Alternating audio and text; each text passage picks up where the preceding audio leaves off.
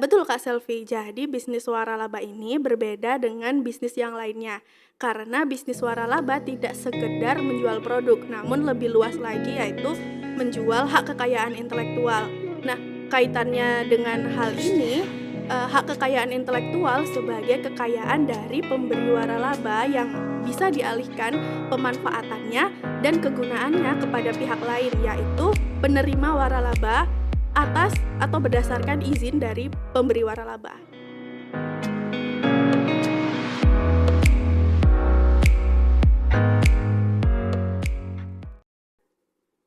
Halo teman-teman, berjumpa lagi di Smart Podcast.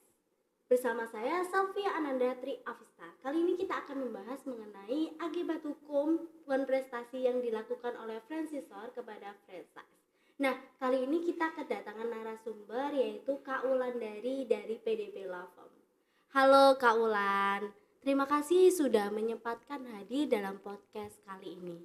Terima kasih kembali Kak Selvi karena sudah mengundang saya untuk sharing di podcast kali ini. Baik Kak Ulan, langsung saja kita ke pembahasan kita kali ini, yaitu mengenai akibat hukum prestasi yang dilakukan oleh franchisor kepada franchise dalam perjanjian waralaba. Nah Kak, terkait waralaba ini kan identik dengan merek dagang ya Kak. Apa sih kaitannya dengan HKI Kak? Betul Kak Selvi. Jadi bisnis waralaba ini berbeda dengan bisnis yang lainnya.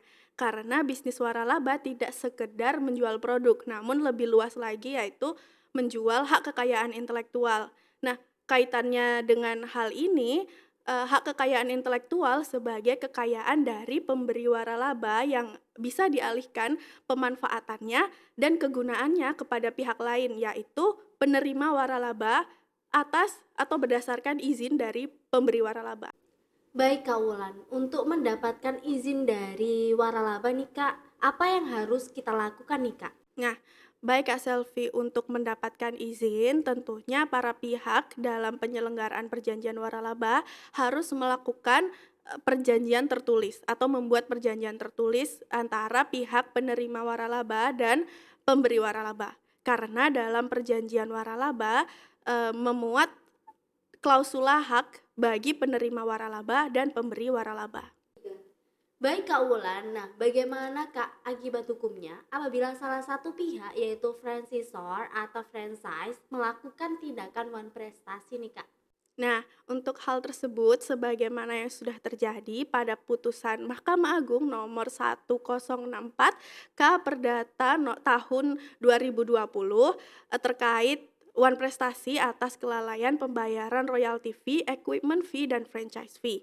Dalam perkara ini, franchisor sebagai penggugat menggugat franchise sebagai tergugat atas kelalaiannya dalam pembayaran royalti fee, equipment fee, dan franchise fee. Nah, ternyata prestasi yang didalihkan oleh penggugat ini berbanding terbalik nih Kak. Majelis hakim menyatakan bahwa franchisor sebagai penggugat yang melakukan prestasi terlebih dahulu kepada franchise sebagai tergugat yang mengakibatkan outlet dari tergugat ini tutup dan tidak bisa membayar royalty fee, equipment fee, dan franchise fee.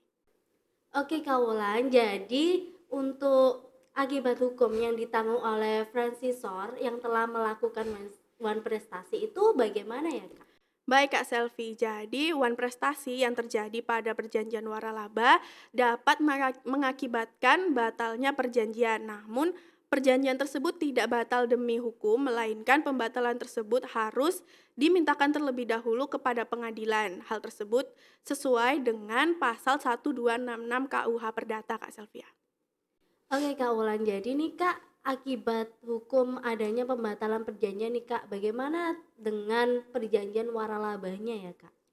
Untuk akibat dari pembatalan perjanjian waralaba tersebut bisa mengakibatkan pertama, perjanjian waralaba antara keduanya itu berakhir dengan segala akibat hukumnya. Kemudian yang kedua, perjanjian lisensi antara keduanya juga berakhir dengan segala akibat hukumnya. Dan yang kemudian yang terakhir, franchisor wajib untuk membayar ganti rugi franchise fee kepada franchise sebagai pihak yang dirugikan. Oke nih Kak Wulan, jadi dalam hukum perdata kita mengenal prinsip exceptio non ademplenti contractus. Jika dikaitkan dengan one prestasi bagaimana ya Kak?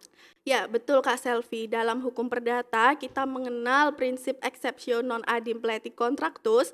Hal tersebut merujuk pada pasal 1478 KUH Perdata yang artinya penjual wajib untuk menyerahkan barang yang telah menjadi objek jual beli itu tertunda sampai penjual membayarkan sejumlah harga yang sudah ditetapkan. Begitu, Kak.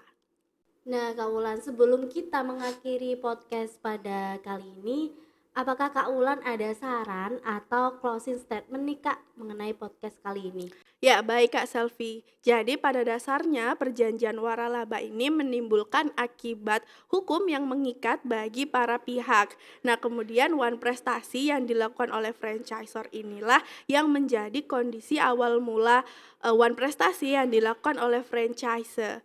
Merujuk pada prinsip exception non adimpleti contractus pada pasal 1478 KUH Perdata. Nah, kemudian untuk sarannya maka pentingnya eee, franchisor atau kedua belah pihak antara franchise dan franchisor melakukan perjanjian waralaba dan memenuhi kewajiban prestasinya dengan iktikat baik, begitu Kak Selvia.